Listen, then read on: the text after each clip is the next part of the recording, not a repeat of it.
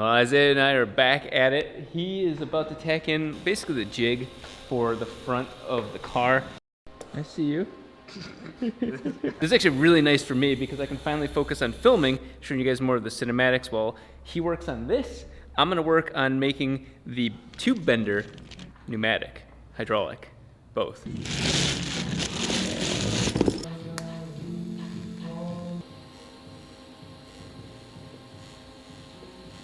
Take this thing apart and build it back up without this ratcheting thing. And it looks kind of cool. Let's see if I did it right. And this should just press this. Oh, it's working. Watch this. This is an 8-ton jack, and this whole setup's supposed to only use 2 tons, so I can definitely damage this whole assembly. It actually does move pretty fast. Of course, there's nothing in here. Isaiah's braced it to this front bar right here. Pretty hard to mess that up. It's easy for me to mess it up, but pretty hard for somebody who actually knows what they're doing to mess this up. That's gonna keep those right where they should be, or at least close enough. Is this the moment? He says it's the moment. There's no turning back now. We're about to cut off that whole front. So the shot you see behind me, all of that disappears right now. It's just time, I gotta let it go. A basic cut? Oh, basic cut? Just basic. trim? How come the super cut? My hair is all messed up from, it was like a super cuts or something like that.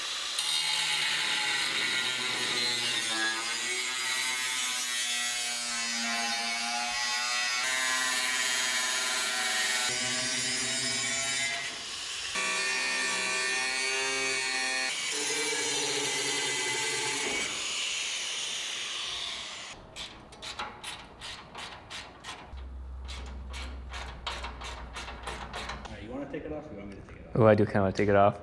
I'll put the gloves on. The moment. Oh.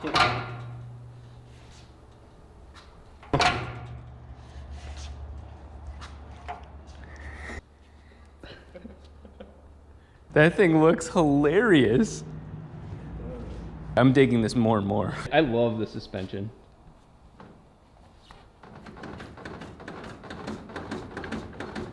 Heim joint that's not all the way tight. Now that Isaiah made the basic cuts, it gets the meat of that gone. It looks so funny. The tires look way bigger now. What we're about to do is really trim it up. We're gonna retain this hole right here for one of the fenders, obviously the hood latch, and then of course the VIN number, because clearly this is an RX-7. Maybe along this seam, and then go down, keeping the door part, because we'll probably have to plate that off or something along those lines, straight down here, and then leave the pontoon boat at the bottom. Really structural, because again, that has to do with all the door. Why mess with it? Why get greedy at this point? That allows us to start planning where this tube is gonna originate for the fender and giving it as much structural rigidity as possible.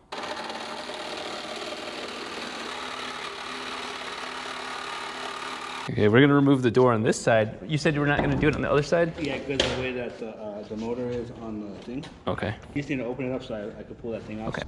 OSHA standards? That's right, OSHA standards. All right, I got it. These doors are not light. And we finally have the door off.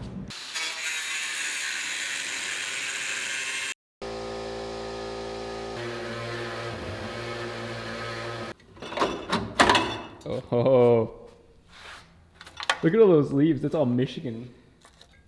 Is that like a dead rat? Sixes for you. There's the beginning. We're probably gonna plate off some of this, relying more and more on the tube chassis.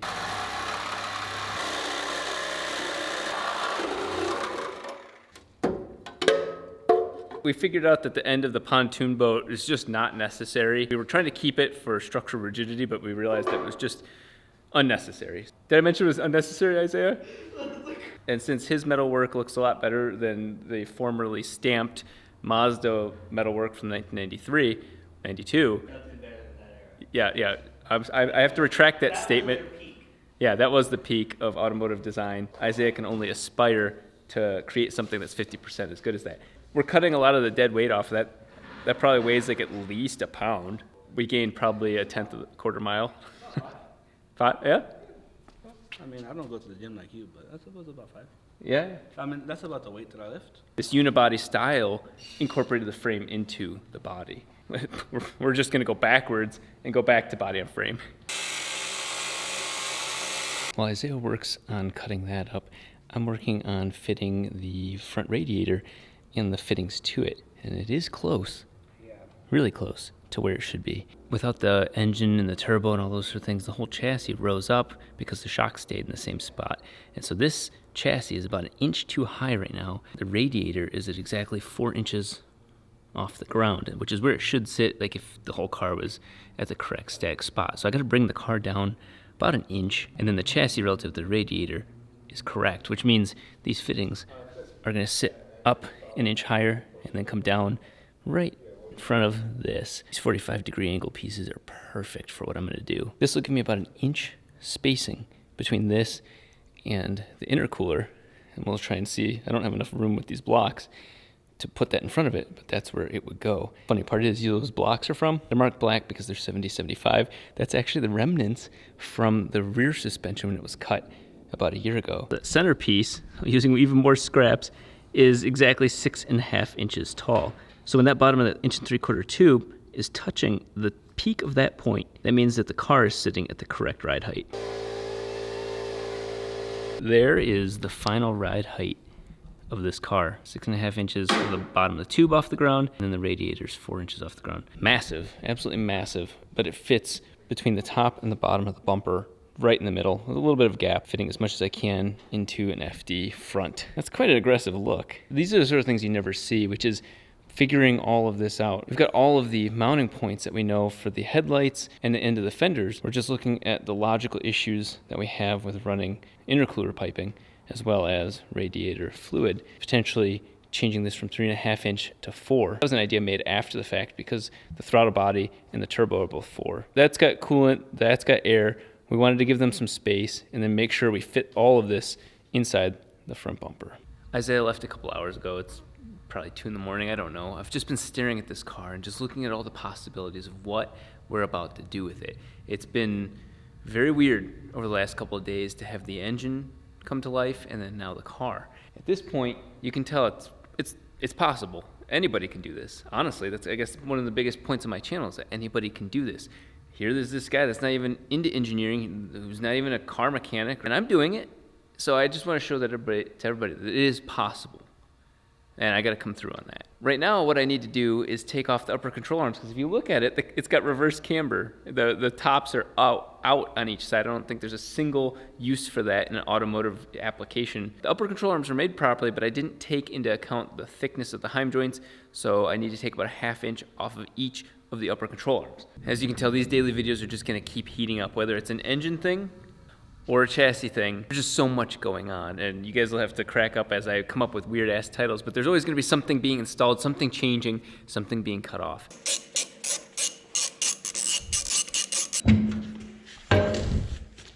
That's been a minute since that's off. I need to take the upper control arm off. This is the weakest part. That will get me killed someday if I don't address it. The issue here is that that's just single sheared, meaning that it just screws down into this, and so you get this bolt that's just shaking back and forth. One of my goals is to just TIG weld like a little hat and it's called double shearing a bolt.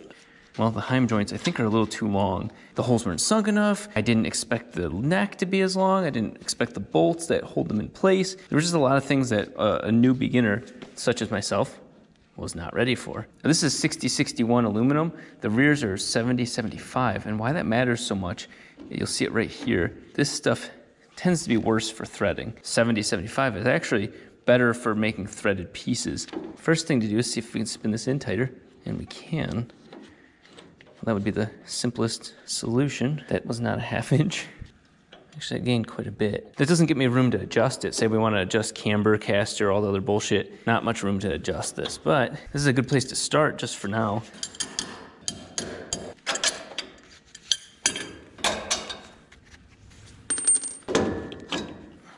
Okay, well,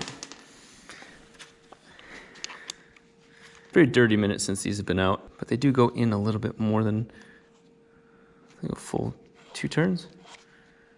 Yeah, that gives me more hope. Yeah, if anything, That's right at 10. Give you guys the same view I have. Now that took the 1/2 inch out of the equation. Might as well clean this up while we're at it. Just so you guys know, this is really awesome stuff. It's hydrochloric acid. Definitely will fuck you up. I'm gonna have cancer someday for sure. Wash it off with water, and you can see why that stuff's so worth it. Thankfully, I am wearing gloves on this one. Let's just compare them. Oh yeah, massive difference. I don't even know if it matters to grease these. In this case, these are the cheapest ones I found on Amazon years ago. It's just fitment places. So I'll be honest, these aren't made in America. These aren't anything. This sort of stuff where there's half of bolt thread going through, it just sucks. You don't want that. These are supposed to go up at an angle of about 7 degrees. You know these are the wrong bolts when you can't even get a full amount of threading on them.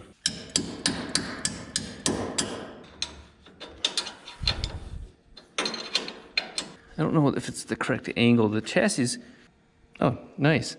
It's supposed to be at 7 degrees, so we're at 8 degrees. That works for me. That's where things start threading wrong. It's just not good. Okay, the upper control arm can. Try and get it flush. This is why you need it double sheared, because you have to get the bolt lined up just right, or then you start misthreading it. This center wheel hub kind of cap needs to come out, and the reason why is this. You guys want your mind blown, just try and look up how stub axles and drive shafts and all that stuff works. Nuts. This piece does not go all the way through. That piece goes through all these threads inside here and then plays peekaboo. Oh, that is as far as it goes. Holy shit. Why is that as far as it goes? Okay, so see this bottom part here? That's preventing that from going all the way in. So the steering is preventing me from making the full and proper axles. I think you guys can see how easy these vlogs can be just daily, because it spiderwebs from one thing to the next. So this is a tie rod, which is the steering rack extension to the way the wheel turns left and right. I need to trim this piece under here, so I'm drawing where it needs to be radiused out from. There's where we need to radius. That fits perfectly. We need to make sure that that's all we have to take off.